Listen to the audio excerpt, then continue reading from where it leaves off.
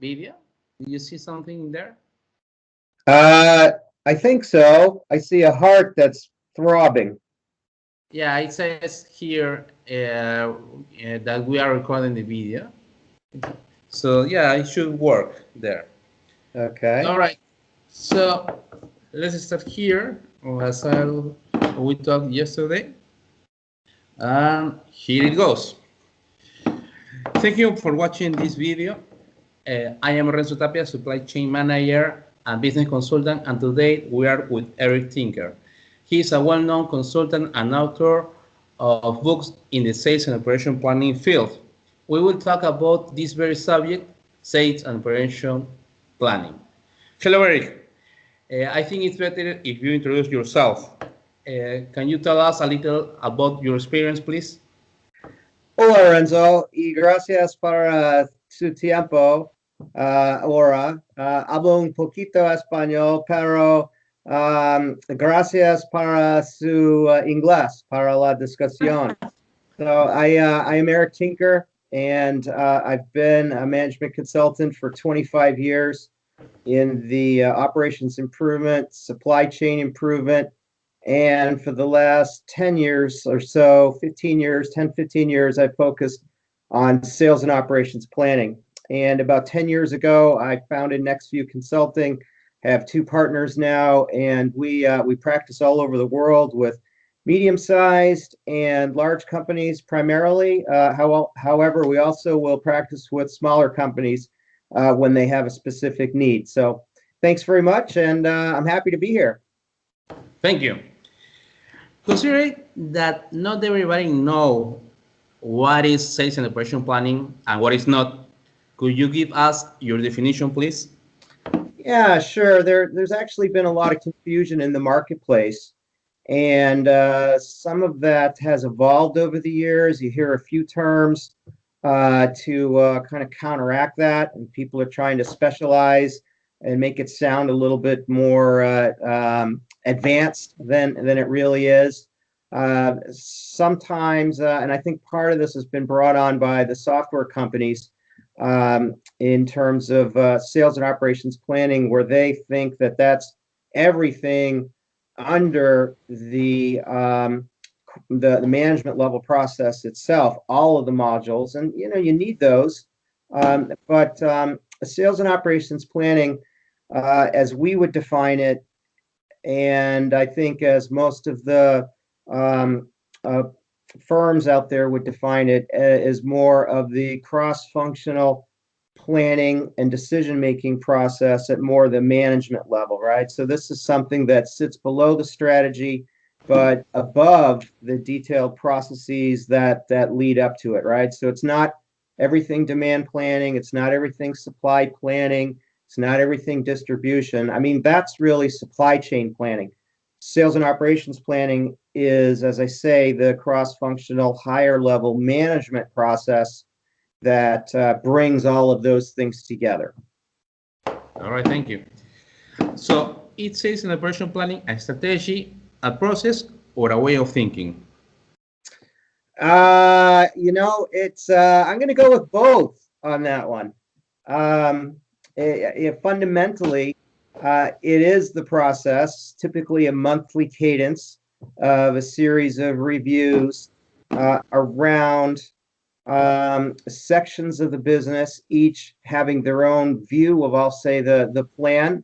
And then as that process matures, say from demand planning to supply planning to pre-S&OP to executive S&OP, and we can tack on a portfolio review at the front of that as well. Each one of those meetings would have their own cut of the plan. So it is a process. However, in terms of a way of thinking, it really is too. It's about continuous improvement. It's about the platform for leadership development. It's about the platform for communication. So in many ways, it is also a way that people can come together and make the right decisions in the right forum that are best for the whole. So I'm going to go with both. All right. According to your experience, what is the major benefit of implementing the sales and operation planning in a company?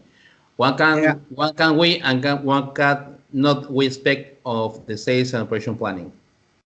yeah. The benefits occur on a few levels. First, let's talk about the hard dollar benefits. I always like to go there, and I always like to tie what we're doing in the company to measurable outcomes, right? So, in terms of the hard dollar benefits, we find that we have less kind of expedited costs, right? So, less things like premium freight, potentially less overtime, potentially less expedited events in terms of procurement of materials and so forth. So if you're able to do some upfront planning and coordination, you're able to improve the results that are a result of the operations. And let's not forget about inventory management as well, and having the right inventory in the right place at the right time. So there are several kind of hard kind of dollar benefits, if you will. Then operational benefits as well, right? KPIs, forecast accuracy, inventory turns, on time and full, all of these typical supply chain metrics you can measure and manage through the S&OP system. So those are kind of the hard benefits. And then I already alluded a little bit to some of the softer benefits about improved teamwork, about improved communication, around reducing frustration as part of this process. People are trying to do their jobs, and if we can just organize that in a coordinated way, they'll be able to do their jobs better. Okay. Sales and operation planning is being around for a long time now. What do you think is the reason that there are still some companies that didn't work this yet? I mean, business is a dynamic situation. If you think about it, there are new companies that are emerging and growing, and when they were smaller, maybe they didn't require it, or maybe the particular background of the leaders, they didn't come from it, but then they hired some new leaders that saw it in another place. As a matter of fact, we're working with a client right now that's in that specific situation. So there is opportunity to do it. And actually, too, more companies that say aren't your traditional manufacturing companies are also benefiting from this. If we go back to the first principles of needing to coordinate communication, of serving customers, of providing a supply of something, whether that's a hard good or a service, they need to match that up with their demand, and they need to integrate that financially. So this is really something that all companies really need, and it's just that some of them still haven't done it. All right. Results depend on what are the size of the company's structure, sector, and other factors. For a $10 million in sales company, does it worth it? In a family company, can we work this through?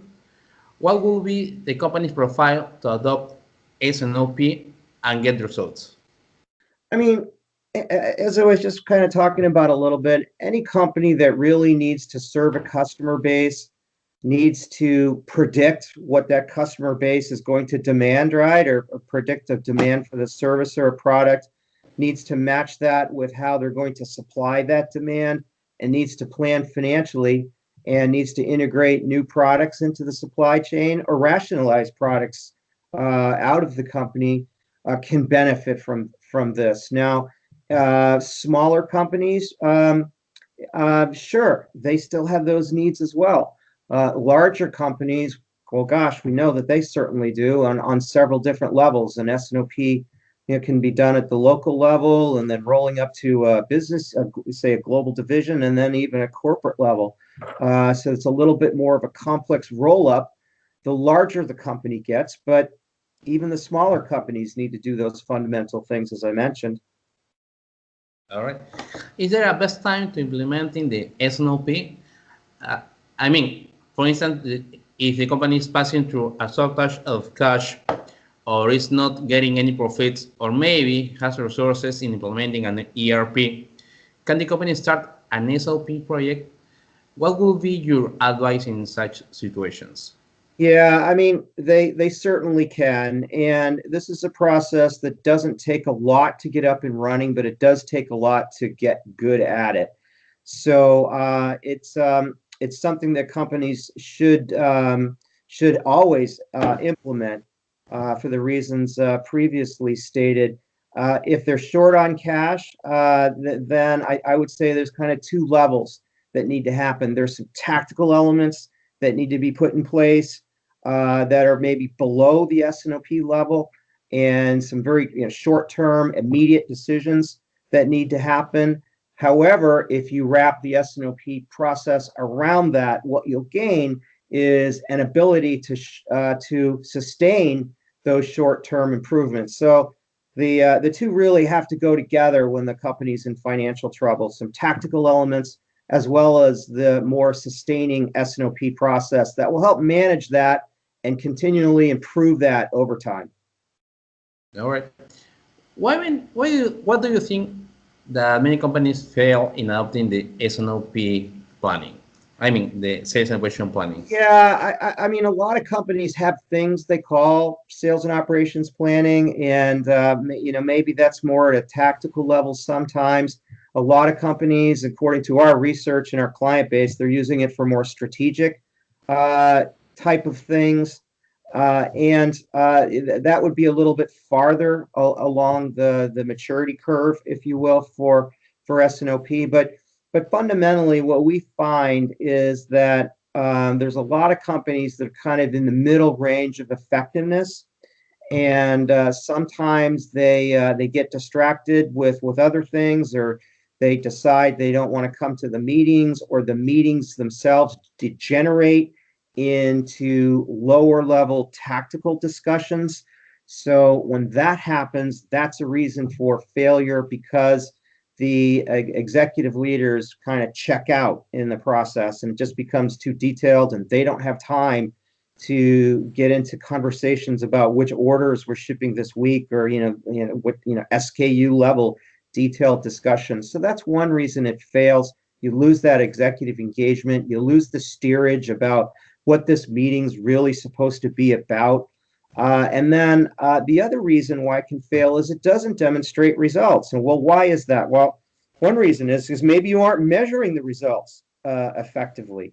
So you really need to tie the results that are coming out of this and advertise that and measure that and celebrate that and correct that when it's not right through this process. And if you can keep the conversation at the right level, keep the executives engaged, explain the benefits to them and how this is going to help them manage their businesses so they don't have to get involved in the detail.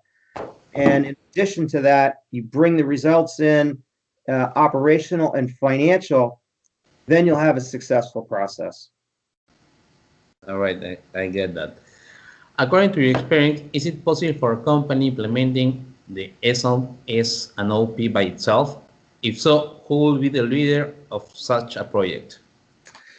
It depends on the team in the company. So I do think that companies can implement this by themselves if they have the right level of executive sponsorship, and if they have a knowledgeable project manager level S&OP leader below that can help implement that, and that can connect and make this process come to life between the executive group and the tactical processes that would follow underneath, supported by a core team that can kind of get the balance between the detail and the process. So if that's all in place, and I'll put another asterisk on that executive support to drive it, then I think they can do it. If they don't have those components, they don't have the internal knowledge, they realize that some people need some training, they realize maybe they need some change management that an outside person can help with. I mean, I find that the more experience I get in the field, the more I'm able to challenge at the right level. And an outsider can do that, whereas sometimes an insider can't. And so sometimes it can be helpful, and depending, I say, on the situation, they might need a bit more hands-on and consultants kind of working on each component and potentially each process underneath. Other times they just might need some training to get the thing going and a little bit of planning up front, and then some follow-up coaching if they can execute. So it's a balance, but depending on the situation, it can go either way. All right.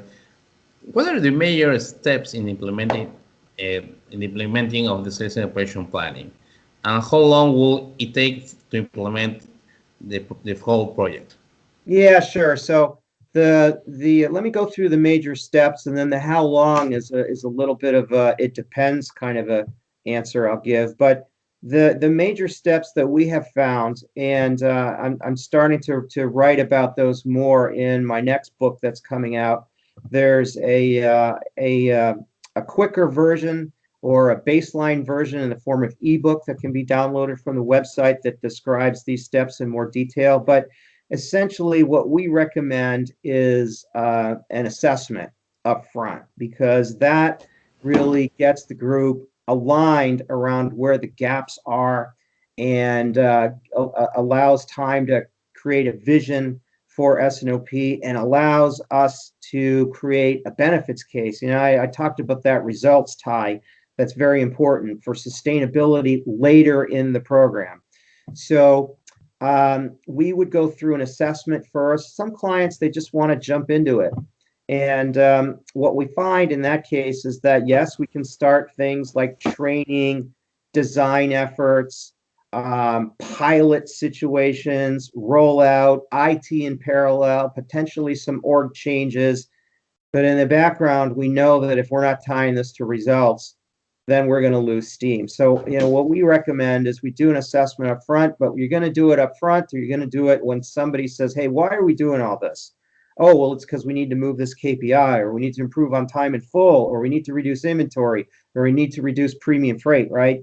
So at that point, when you have a change management issue, you're going to potentially run into a problem and very quickly have to produce a benefits case to continue justifying the resource, especially if there's a little IT behind this that needs to happen. So, so assessment, then moving into some training, and then moving into a design effort, and then a pilot to make sure that it's working. We're testing reports. We're discovering how hard it is or how easy it is to populate reports. Maybe we have to make some organizational tweaks that come out of the design. And then once we have that, we test that, we pilot that, and then we can roll it out to other parts of the business. I like to call it scale to business. And then after that, we usually recommend a maturity tracking system to get them up that S&OP curve, such that they're no longer just balancing supply and demand, but they're integrating new products. They're using maybe some potentially fancier IT tools to make better decisions. They're starting to show KPI results, and they're starting to really live the process. So, so that's kind of the flow of an implementation. In terms of how long it takes, it depends really on if you're a global organization across several continents, or if you're a $50 million, $100 million company, or a $20 million company, right? If it's a smaller company, the management team's all in one place, then we could design this in a few working sessions and then launch this pretty quickly. And within 2 or 3 months, you're going to be up to speed, potentially running on Excel. If you're a Fortune 500 or a Fortune 50 company with operations on several continents, then there's a big strategy. I mean, your design effort to coordinate all of those entities, that could be 3, 4, 5, 6 months. And then, depending on what your rollout strategy is and scale and how that design all comes together, you could be into a couple of years for that. So there's a big range. But what we like to say is that this is a process that we can design fairly quickly in a matter of weeks, get this thing up and running, pilot it in a couple of months, 3 months, scale it up, get this thing functional, and after 3 cycles, then you should be getting benefit out of the process. When you talk about 3 cycles, you mean 3 months, right? Typically, we're on a monthly cycle with S&OP, and that, of course, depends on the volatility of your business and how often you need to make decisions and how often you need to make a look at KPI reports and so forth. So we take each design situation differently, and we don't have kind of a magic every It's not one a plug and size play. fits all. Yeah. So, but to your question, Renzo, if we say a monthly cycle, then yes, three attempts and 3 months to go Just through. something, right? Yeah. So, any comments or advice to the Latin American companies? We've had a chance to work with a few Latin American companies and/or divisions of global companies that are based in Latin America. And I guess I would kind of think of this in 3 things. So typically, they would have labor costs that are a bit lower, and so they have more people. And this is a process that can help manage, empower a lot of people. All right. So the right people are making decisions at the right levels in the organization. So there's a little bit more people to manage. And so this can help that. And we also find that the regulatory environments can sometimes be a little bit heavier in Latin America, and that can help companies prepare for that, so you don't get caught at the last minute facing a hurry-up situation because something maybe wasn't planned for a regulatory environment, or the license was required. They came up at the last minute. So it's a proactive process that can help us more with that sort of thing. And then lastly, we find that maybe the cultures can be a little bit different in Latin America. Maybe people aren't as willing to speak up openly as they might be, say, in the United States. We're pretty upfront in the United States. So, but where cultures are a little bit hesitant maybe to speak up, this is a process that can mechanize that and have people objectively around a plan and around data be able to have that conversation. So it really takes the emotion out of the process. And if you're a little hesitant to speak up, you have some backup to go with. So we find that's helpful. All right. Thank you, Eric, and thanks everybody for watching this video. We've been with Eric Thinking from Nexview Consulting, and I am Renzo Tapia from Lima, Peru. Thanks. Thank you.